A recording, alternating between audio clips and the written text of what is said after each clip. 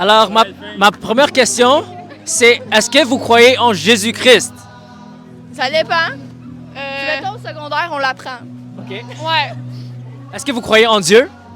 Ça aussi, on l'apprend au secondaire. Oui et non. La version de Dieu qu'on dit, je pense pas nécessairement.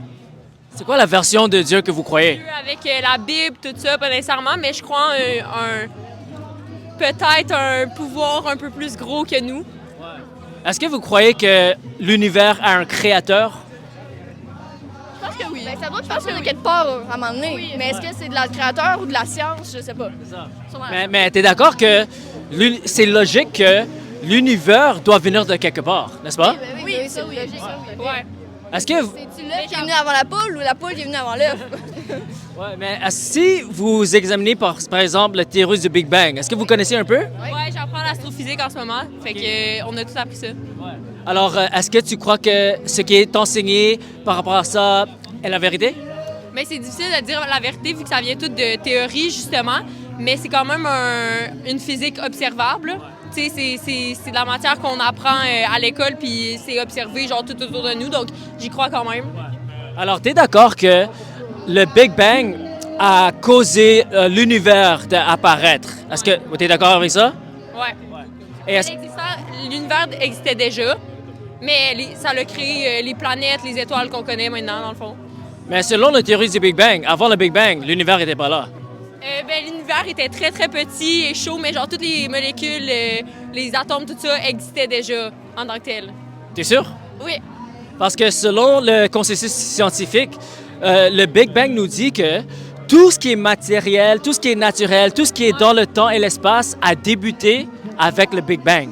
Il y avait juste des gaz vraiment de base, dans le fond, mais ça a créé tous les autres éléments dans le tableau périodique qu'on connaît maintenant, mais il y avait quand même quelque chose avant le Big Bang, tu sais. Parce que si on prend, par exemple, le consensus scientifique de, par exemple, Albert Einstein ou Blaise Pascal ou Richard Dawkins, Stephen Hawking, je ne sais pas si vous connaissez un peu ces noms. Alors, c'est des scientifiques très connus. Et selon eux, tout ce qui est matériel avait un début, OK? Ça veut dire qu'avant l'univers, il n'y avait rien de matériel. Il n'y avait pas de gaz, pas d'atomes, pas de matière. C'était... pour les athées, il n'y avait rien. Ça veut dire que l'univers est apparu, selon les athées, de nulle part. OK? Nous, moi, je suis croyant. Alors, en tant que croyant, moi, je crois, comme vous, certaines parmi vous, je crois que l'univers est venu de quelque part. Parce que si le Big Bang est vrai, il y a seulement deux options. Soit l'univers est venu de quelque part, ou l'univers est apparu de nulle part.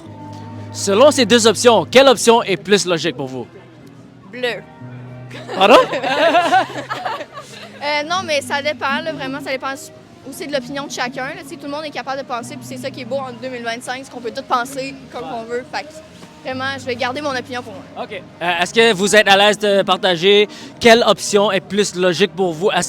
Soit option numéro 1, l'univers est venu de quelque part. Option numéro 2, l'univers a apparu de nulle part. Quelle option est plus logique selon vous?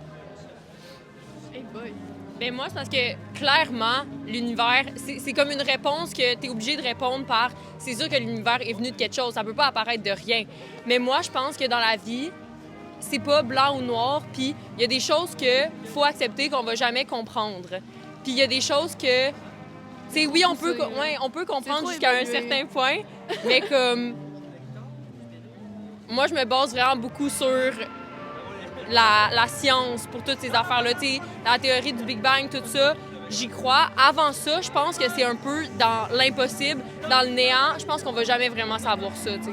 Alors, est-ce que tu dirais, ta réponse, c'est « je sais pas, je suis pas sûr ». C'est ça ta réponse? Mais, bien sûr, je pense que personne peut être assez stupide de penser savoir. Mais est-ce que tu es d'accord que si on vient à des conclusions, par exemple, toi, par exemple, tu dirais peut-être Dieu n'existe pas. Moi, ma conclusion, c'est Dieu existe. OK? Si on vient à des conclusions, on peut donner des arguments logiques pour lesquels on vient à nos conclusions et on peut venir à une conclusion basée sur quelle option est plus probable.